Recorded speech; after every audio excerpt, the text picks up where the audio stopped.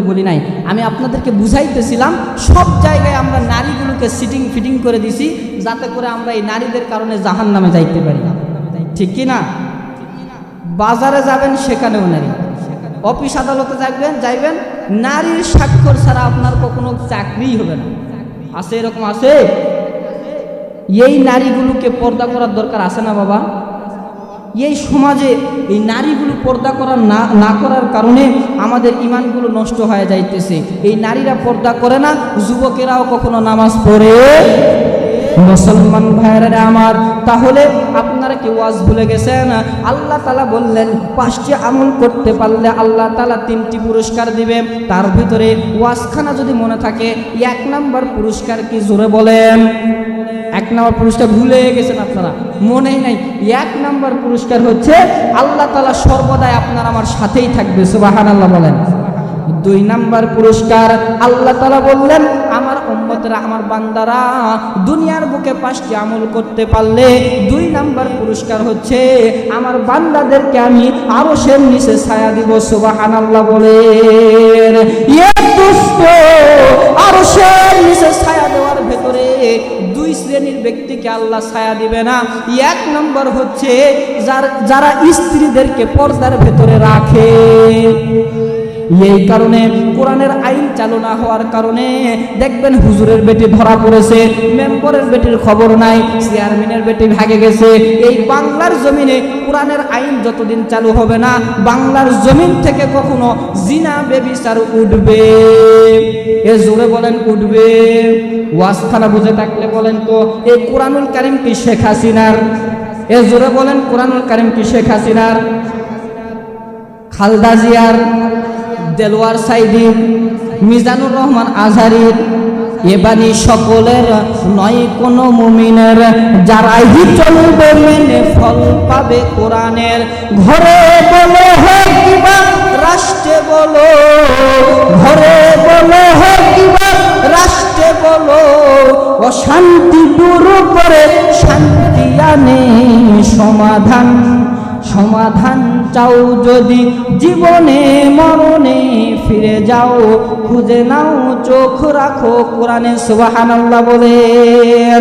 মুসলমান ভাইয়েরা আমার, এই নারীরা জিনার কাজে লিপ্ত হওয়ার কারণ হচ্ছে একটা, এরা ঘর থেকে পালিয়ে যাওয়ার কারণ হচ্ছে একটা, স্বামীরা স্ত্রীদেরকে মহব্বত ভালোবাসা করে না, তাদেরকে কখনো সালাম দেয়। আপনারা ঘরে যায় স্ত্রীদেরকে সালাম দেন? জিন্দেগি তো সালাম দেন না। তো বউ এখন সাজে গুজে বাহিরে যায়, রিক্সা চালক যে কয় সালাম আলাইকুম আপা, এই সালাম শুই না, বউ তো খুব খুশি, বউ তো খুব খুশি যে আমার স্বামী তো জীবনও আমাকে সালাম দিল না। তাহলে আমার রিক্সা চালক কত সুন্দর করে সালাম আলাইকুম আপা, এর চাইতে আর মহব্বত তো আছে? এই সালাম শুনে বউ খুশি। আমরা ঘরের ভিতরে যাই কই জরিনা, ওর ঠোঁটত আছে লিপস্টিক, ওই কোসে আসছি। ঠিক আছে? এজোরে বলেন ঠিক ঠিক। মুসলমান ভাইয়েরা আমার, এই ওয়াজগুলোকে বাদ দেন না গো বাবা, এলা বাস্তব কথা আপনাদেরকে আমি বলতেছি। ঘরের ভিতরে যাইয়া স্ত্রীদেরকে সালাম দিবেন, সালাম দেওয়ার পরে বিশ্বনবী কয় এই দিক সেই দিক তাকাতোকা করার পরে আপনার বইয়ের হাতে হাত দিয়া মুসাফা করবেন। সুবহানাল্লাহ বলেন। নবী আমার কয় বইয়ের সাথে হাত দেওয়ার সাথে সাথে আমার আল্লাহ তোমার এই হাতের সমস্ত সগীরা গুনাহগুলো জমিনের ভেতরে ঝরে দিবে। সুবহানাল্লাহ বলেন। এ জোরে জোরে বলেন না ভাই সুবহানাল্লাহ, লিল্লাহি তাকবীর। মুসলমান ভাইরা আমার, তাহলে নারীদের সাথে আপনার নিজের স্ত্রীর সাথে আপনার মুসাফা করা লাগবে, কিন্তু আমরা তো স্ত্রীর সাথে মুসাফা করি না।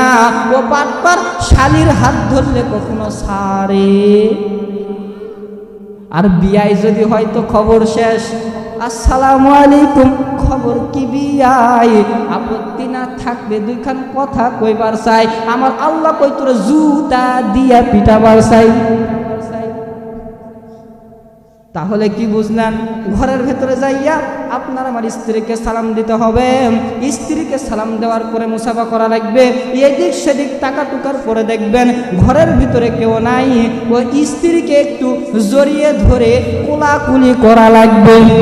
কি করা লাগবে? জিন্দেগি তো করছেন, এই জন্য তো আপনার বউ ভাগে গেছে। এই কারণে আপনার বউ বিদেশে যাওয়া মাত্র দেখবেন কুল্লু খালাস নাই। বউকে যে ভালোবাসেন না, ভালোবাসলে তো বউ থাকবে। তাহলে ভালোবাসার দরকার আছে নাকি? মুসলমান ভাইরা আমার, ঘর থেকে বাহির হওয়ার সময় নবী আমার কয়, যখন তুমি ঘর থেকে বাহির হয়ে যাবা, বউকে সালাম দিয়া এদিক সেদিক টাকা টুকার করার পরে বইয়ের কপালের ভিতরে একটা চুমু খাবা। আর আমরা ঘর থেকে বাহির হওয়ার সময় বলি, জরিনা গেলাম গরুগুলা দেখিস। ঠিক? এ জোরে বলেন ঠিক? বইয়ের হাতে আসলো প্লাস্টিকের রড, ধাস করে থুয়ে কয় তুই পরে মরিস। ঠিক? এ জোরে বলেন ঠিক? এই সবগুলো বাদ দিয়ে লাগবে। খারাপ লাগতেছে আপনাদের? এ জোরে বলেন খারাপ লাগতেছে? ওয়াজ চলবে?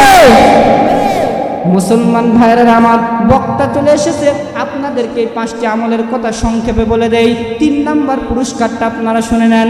নবী আমার কয় 3 নাম্বার পুরস্কার হচ্ছে, দুনিয়ার বুকে ওই ব্যক্তিদেরকে আল্লাহ তাআলা দুনিয়ার বুকে এমন একটা পুরস্কার দান করবে, দুনিয়ার বুকে এমন একটা পুরস্কার দান করবে, যারা দুনিয়ার বুকে 5টি আমল করবে, আমার আল্লাহ বিনা হিসাবে তাদেরকে জান্নাত দেয়া দেবে। সুবহানাল্লাহ বলেন।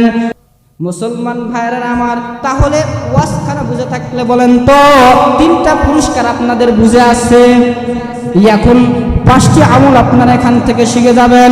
আল্লাহ তাআলা দুনিয়ার সমস্ত মানুষদেরকে ডাকতে বলে, মানুষ এই 5টি আমল তোমরা শুনে রাখো। আল্লাহ তাআলা বলেন, লা ইন আকামতুমুস সালাতা ওয়া আতাইতুমুজ যাকাতা ওয়া আমানতুম বিরাসূলি ওয়া আযযারতুমুহুম ওয়া আকরাদতুমুল্লাহা করদান হাসানা।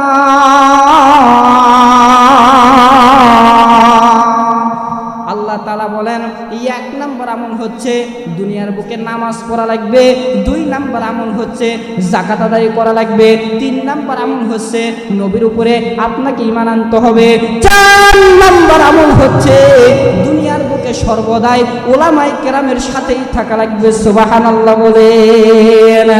আরো একটা আমল আছে, আল্লাহর নবী কয় 5 নাম্বার আমল হচ্ছে দুনিয়ার বুকে তোমরা সর্বদাই আল্লাহ তাআলার তো সাথে নবীদের আলেম ওলামাদের সাথেই থাকবা। এর পাশাপাশি আলেম ওলামা যে কথা বলবে, এই কথা তোমাকে সঙ্গে সঙ্গে মানে নিতে হবে। সুবহানাল্লাহ বলেন। লিল্লাহি তাকবীর।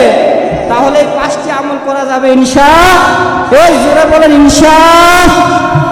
সকলে আল্লাহকে দেখায় দেয় আমরা 5টি আমল করব। হাত উঠান।